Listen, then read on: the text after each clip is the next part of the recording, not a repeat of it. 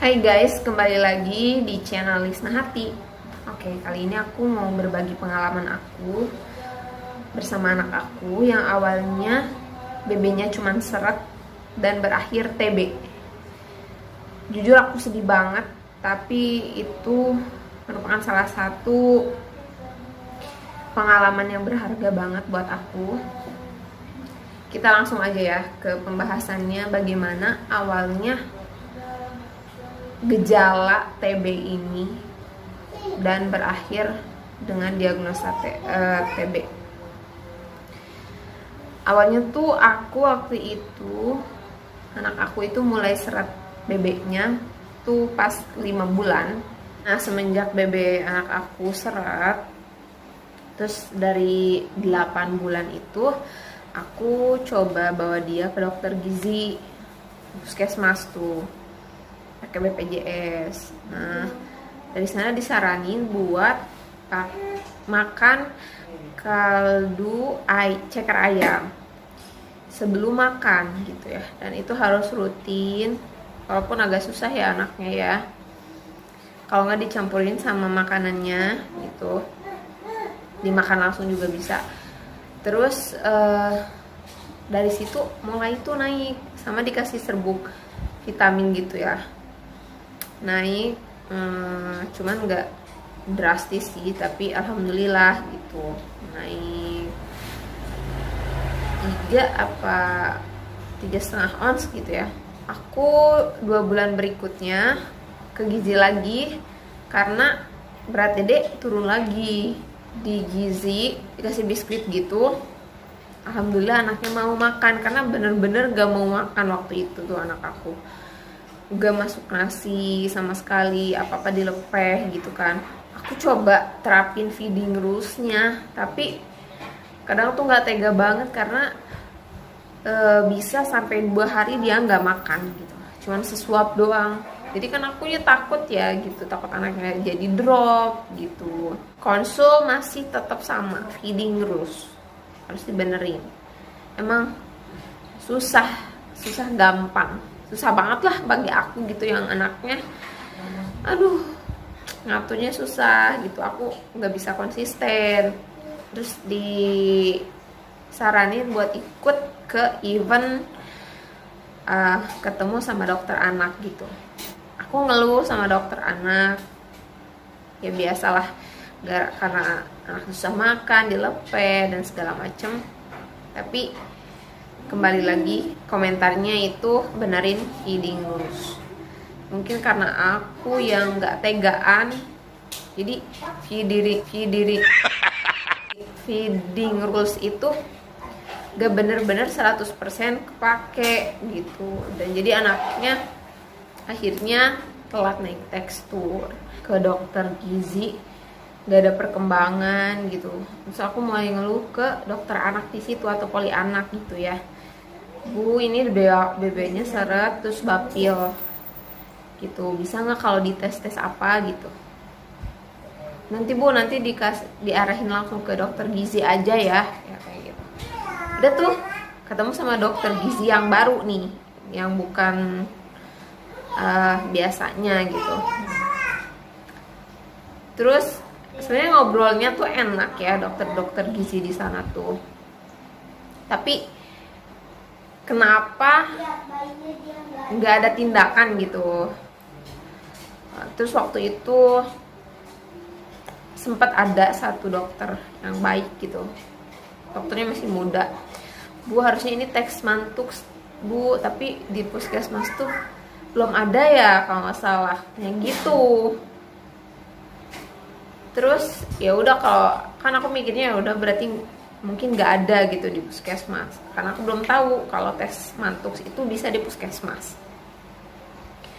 Terus karena ada omongan itu, aku bilang tuh ke dokter gizi yang hari itu aku ketemu, Dok, nggak dites yang TBC yang tes disuntik itu, yang ke tangan boleh nggak, kata aku gitu, karena ini terus-terusan bapil dan BB-nya nggak naik-naik.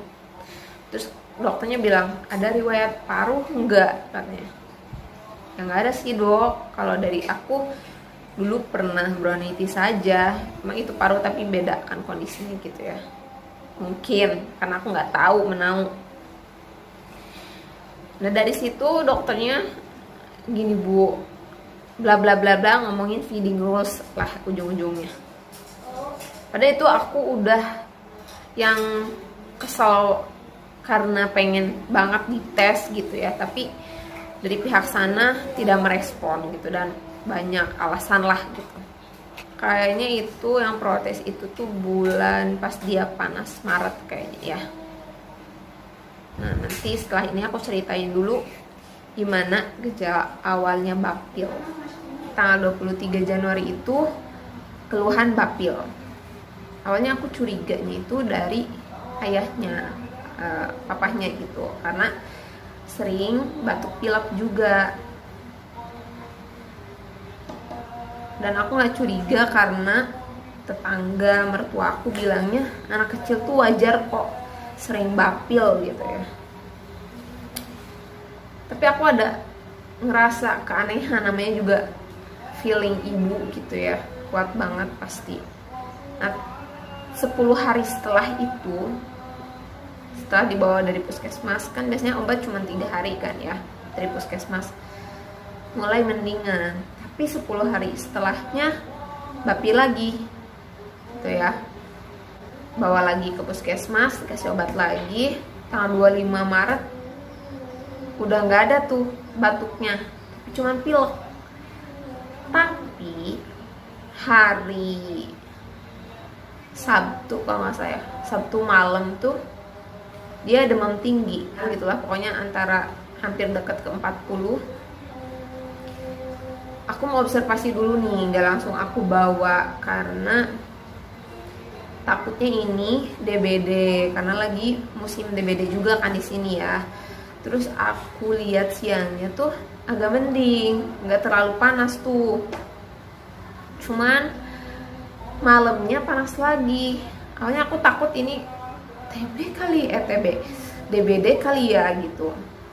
Tapi pas lihat ciri-ciri dari DBD itu gak lengkap anak aku tuh, karena anak aku bapil juga gitu ya, ngapilek gitu ya kan, ngap juga tuh ya nafasnya.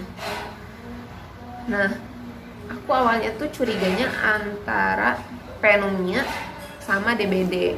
Pas hari Minggunya masih panas, udah tuh buru-buru aku sama suami aku ke IGD, dan kebetulan anak aku udah 2 hari nggak pup.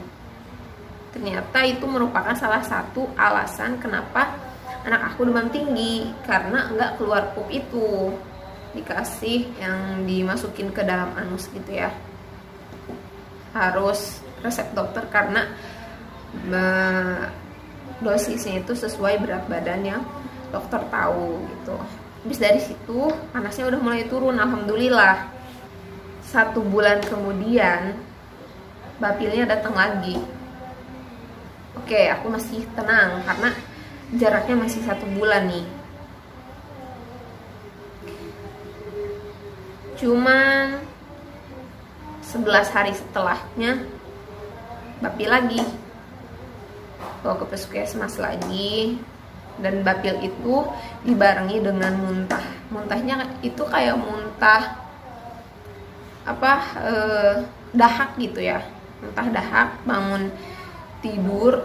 Aku awalnya kira itu tuh dari air susu, karena aku masih ASI kan, dia masih aku kasih ASI.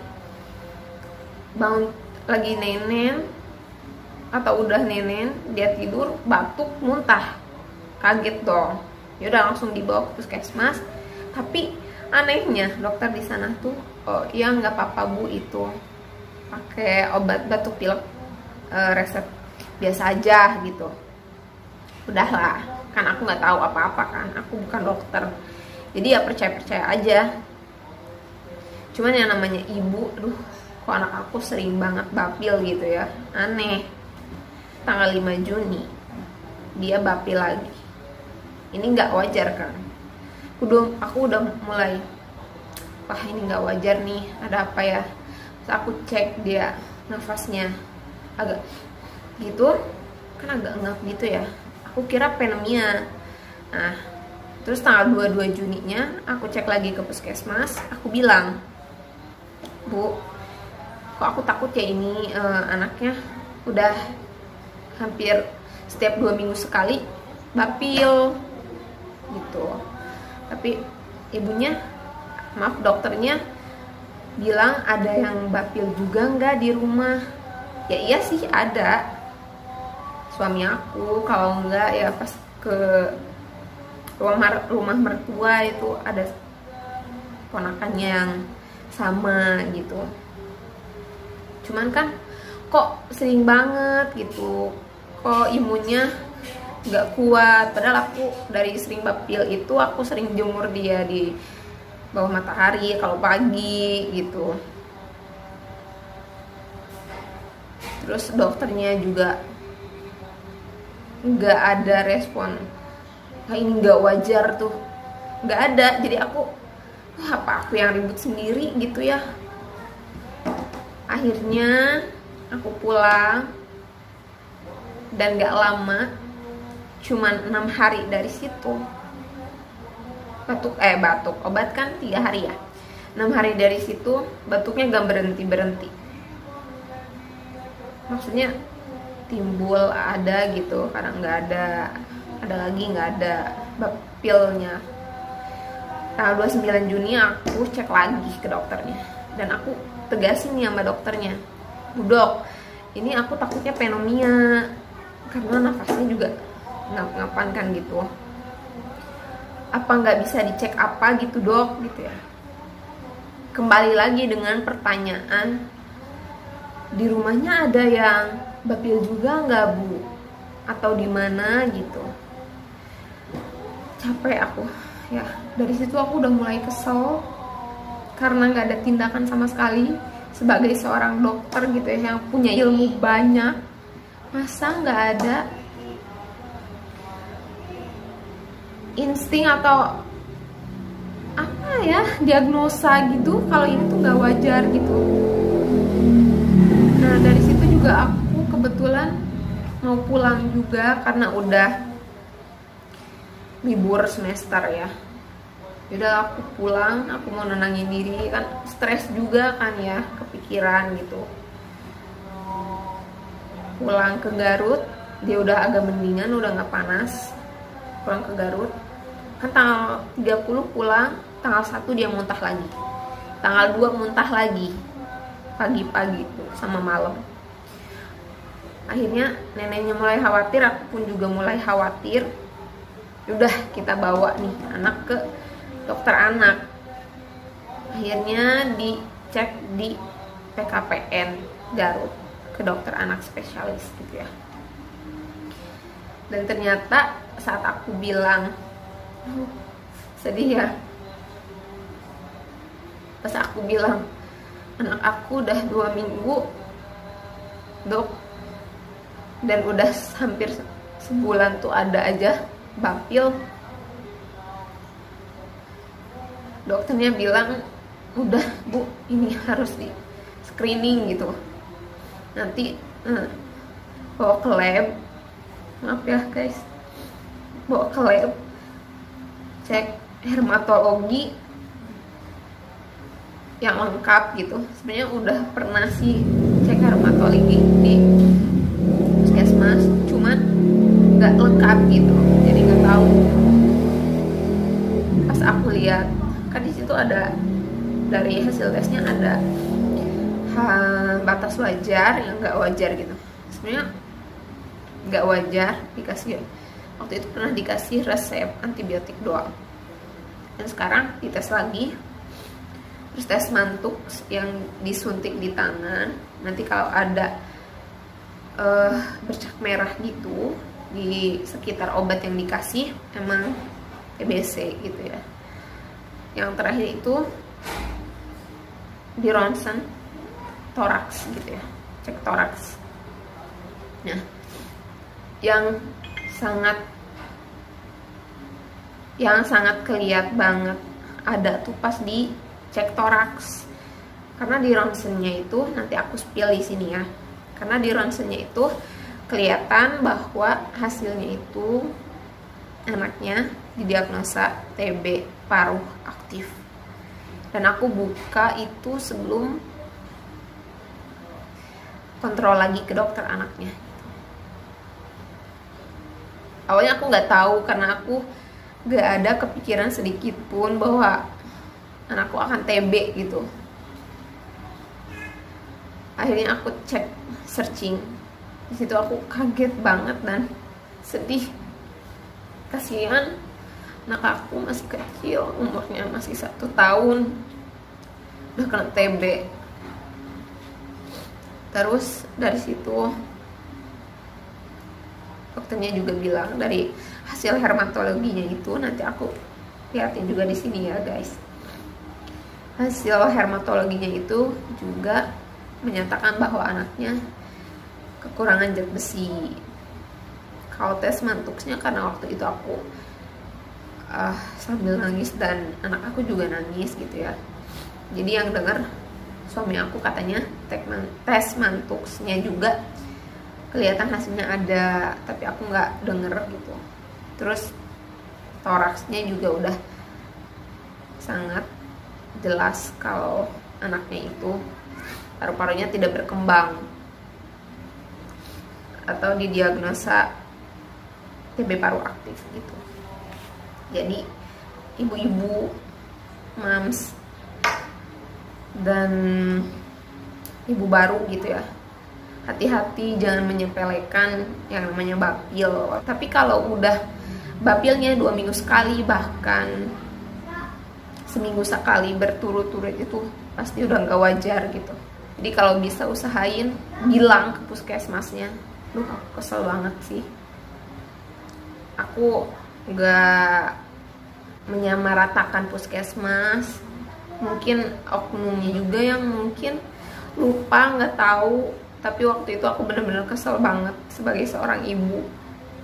Nanti aku spill gimana cara kalian daftar di JKN biar lebih mudah gitu, nggak usah antri ya, nunggu lama banget antrian pendaftaran. Dan gimana cara kalian bisa menilai gitu ya riwayat pelayanan gitulah ya. Jadi nanti next video ya, kalau aku ada waktu luang, kita akan belajar. Jadi segitu aja guys ya, pembahasan hari ini atau sharing hari ini. Terima kasih yang udah nonton. Jangan lupa like, komen, dan subscribe. Terima kasih. Wassalamualaikum warahmatullahi wabarakatuh.